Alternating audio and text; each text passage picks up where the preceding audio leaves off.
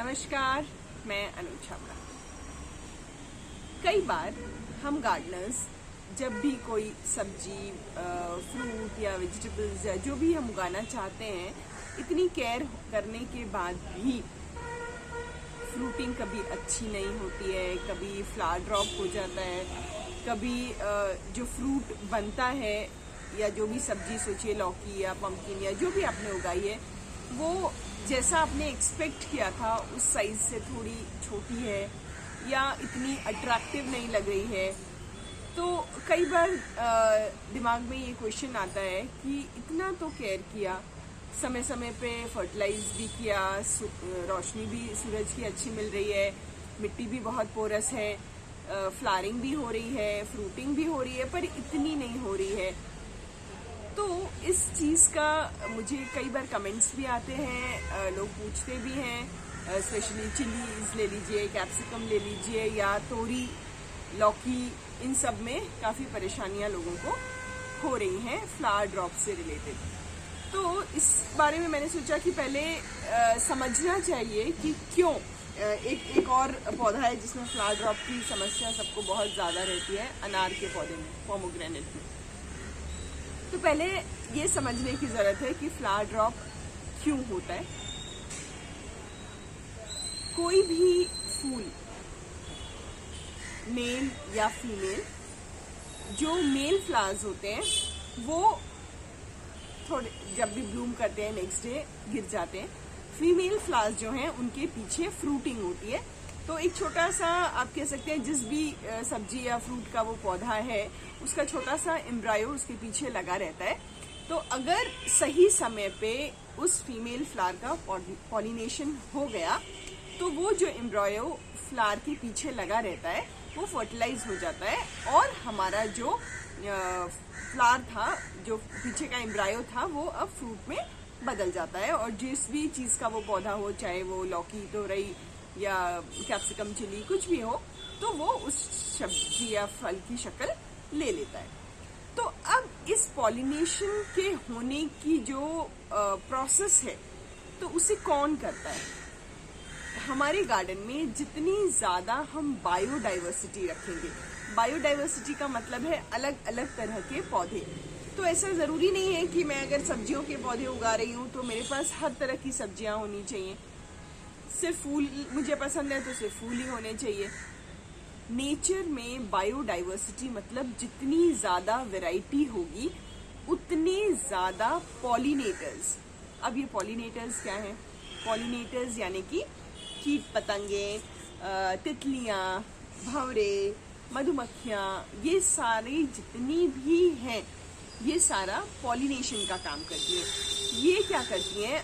ये कभी फूलों के जो पोलेंस हैं उसमें से आप कह सकते हैं हनी कलेक्ट करती हैं या चूसती हैं और इनके जो फिंगर्स रहती हैं या जो भी इनके जिससे वो बैठती हैं उसके ऊपर और उनके फेदर्स पे कई बार तो जो पोलेंस हैं वो वहाँ लग जाते हैं और उस मेल फ्लावर से जब वो फीमेल फ्लावर के ऊपर बैठती हैं तो वो पोलेंस वहाँ से फीमेल फ्लावर्स के अंदर चले जाते हैं और इसी तरह नेचुरल पॉलिनेशन हो जाता है।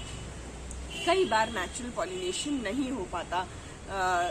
कई वजह हो सकती है कि जब हमारे फ्लावर ने ब्लूम किया उस टाइम किसी पॉलिनेटर ने हमारे टेरेस को विजिट नहीं किया या हमारे गार्डन में इस तरह के फ्लोरल प्लांट्स नहीं हैं जिसकी वजह से काफ़ी पॉलिनेटर्स हमारे गार्डन में आते हों या मौसम ऐसा था नहीं आ पाए, बारिश थी या जो भी रीज़न हो सकता है, तो भी फ्लावर ड्रॉप हो जाता है क्योंकि पॉलिनेशन सही समय पे नहीं हुआ। तो कई बार तो ये पॉसिबल हो जाता है कि हम पॉलिनेट कर दें, लेकिन अब जैसे करेले का पौधा है उसमें कितने सारे फूल एक साथ आते हैं तो हमारे लिए ये पॉसिबल नहीं है कि हम एक एक फूल को पॉलिनेट करें। हैंड पॉलिनेशन पॉसिबल नहीं है। तो कोशिश करें कि अपने गार्डन में ज़्यादा से ज़्यादा डाइवर्सिटी रखें। तो पॉलिनेशन की जब हम बात करते हैं तो पॉलिनेटर्स की एक बहुत खासियत होती है, वो कोई भी ब्राइट कलर्स की तरफ ज़्यादा अट्रैक्ट होते हैं। तो ब्राइट कलर्स से अगर हम बात करें तो जैसे येलो, ऑरेंज, रेड, पिंक, इन तरह के अगर आप पौधे अपने गार्डन में लगाएं फूलों के तो पॉलिनेटर्स बहुत ज़्यादा आएंगे आपके गार्डन में, और उसमें पॉलिनेशन जो भी आपने सब्जियों के या फल फूलों के पेड़ लगाए हैं उसमें पॉलिनेशन नेचुरली हो जाएगा। तो आज थोड़े से कुछ नॉर्मल फ्लावर्स जो मेरे गार्डन में भी थे मैं तोड़ के लाई हूँ, तो जिनमें बोगनविला है, मिल्कवीड है, पोर्टुलका है, ये मैक्सिकन पिटूनिया है, ब्लू पर्पल, ये फ्लावर्स भी लगा सकते हैं। पर पॉलिनेटर्स को अट्रैक्ट करने के लिए ज़्यादा से ज़्यादा कोशिश करें येलो, रेड्स और पिंक्स की शेड मिले। इसी तरह जैसा आप लैंटना देखते हैं, ये येलो और रेड की कॉम्बिनेशन के लिए, तो ये भी बहुत ज़्यादा पॉलिनेटर्स को अट्रैक्ट करता है। आज हम बात करेंगे इस पौधे की जिसमें दो तरह के फ्लावर्स आते हैं। ये देखिए, एक है डबल कलर येलो और ऑरेंज का मिक्स्ड, और एक है ओनली येलो। ठीक है, सो ये जो पौधा है ये पॉलिनेटर्स का फेवरेट है, स्पेशली बटरफ्लाइज। मोनार्क बटरफ्लाइज जो है वो अपने अंडे इस पे देना पसंद करती है, और बहुत ही इजी मेंटेनेंस प्लांट है, ज़्यादा केयर नहीं मांगता है, और साल भर इससे फूल लगे रहते हैं। इनडायरेक्ट ब्राइट सनलाइट में भी रह सकता है, फुल सनलाइट में भी रह सकता है। देखा जाए तो ये एक तरह का वीड है, खरपतवार है, लैंटना की फैमिली का पौधा है। और जैसा कि आप जानते हैं कि वीड शब्द शो करता है कि ये मेंटेनेंस फ्री प्लांट है, क्योंकि वीड ऐसी जगह पे ही उगते हैं जहां हम मेंटेनेंस नहीं करते। तो इस पौधे को अगर आप लगाएंगे तो आपको ज़्यादा मेंटेन करने की ज़रूरत नहीं है। मिट्टी नॉर्मल जिस तरह की हम अपने पौधों में यूज़ करते हैं वो कर सकते हैं। फर्टिलाइजिंग की भी ज़्यादा ज़रूरत नहीं है, क्योंकि ये वीड फैमिली का है। जिस तरह से आप रेगुलर अपने दूसरे पौधों को फर्टिलाइज करते हैं उस तरह से नॉर्मल गोबर की खाद या कॉम्पोस्ट या जो भी आप देते हैं अपने शेड्यूल में वो दे सकते हैं। पेस्ट की बात करें तो इसे पेस्ट अटैक जनरली नहीं होता है, लेकिन जब यह फ्लावरिंग स्टेज पे आता है, बड से फ्लावरिंग स्टेज की तरफ जाता है, तो हाँ, इसमें कभी कभी मिलीबग्स का अटैक हो जाता है। तो उस समय थोड़ा इसे ध्यान रखना पड़ता है।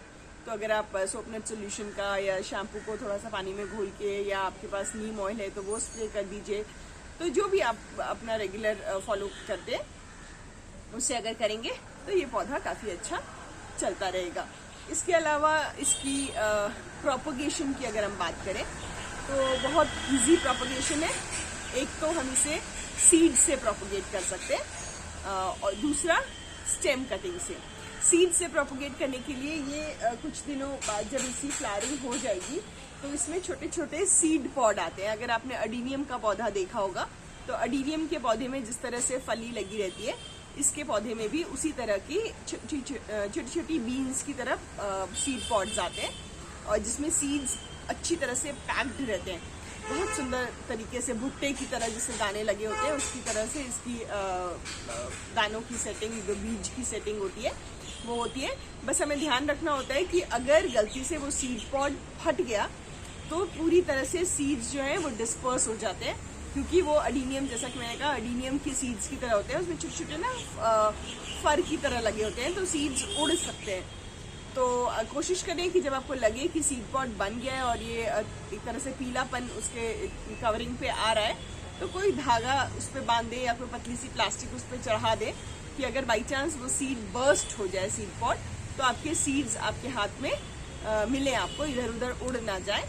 और अगर स्टेम कटिंग की बात करें तो हाँ, आप स्टेम्स फ्लावरिंग के बाद स्टेम्स काट के सैंड में रख सकते हैं, मिट्टी में रख सकते हैं, कोकोपीट में लगा सकते हैं। किसी भी तरह से ये अच्छी तरह से जड़ निकल आती है इसकी। तो बहुत इजी मेंटेनेंस प्लांट है। मेरे पास इसके सीड्स भी हैं कुछ, और स्टेम कटिंग्स अभी मैं क्योंकि प्रूनिंग करूँगी थोड़े दिनों में इसकी, तो आप लोगों से कहना था, अगर आप लोगों को किसी को भी, ये कई लोग हैं जो ये पौधे की खोज कर रहे हैं, उन्हें चाहिए और उनकी जगह पे नहीं मिल रहा है, तो आप मुझे रिक्वेस्ट कर सकते हैं। इंस्टाग्राम पे आप मुझे फॉलो कीजिए और वहाँ पे मुझे रिक्वेस्ट कीजिए। तो मेरे पास काफ़ी पौधे हैं, तो जितनी रिक्वेस्ट आएगी मैं उस हिसाब से इनकी कटिंग रेडी कर दूंगी और मैं आप लोगों को भिजवा दूंगी। अगर आप बैंगलोर में हैं तो आप स्वयं आके ले सकते हैं मेरे घर से। अगर आप कहीं और रहते हैं तो पोस्टल चार्जेस आप पे कर दीजिएगा, बाकी मैं आपको भिजवा दूंगी। सीड्स भी हैं मेरे पास, पर सीड से कई बार नहीं उग पाते, तो मैं कोशिश करूंगी जिन लोगों को मैं कटिंग्स भेजूंगी तो साथ में कुछ सीड्स भी भेज दूंगी। तो बाई चांस अगर आपकी कटिंग नहीं चली या ट्रांसपोर्टेशन में बाई चांस खराब हो गई तो सीड से आप प्रोपोगेट कर सकें। पर कोशिश करें कि इस पौधे को ज़रूर लगाएं।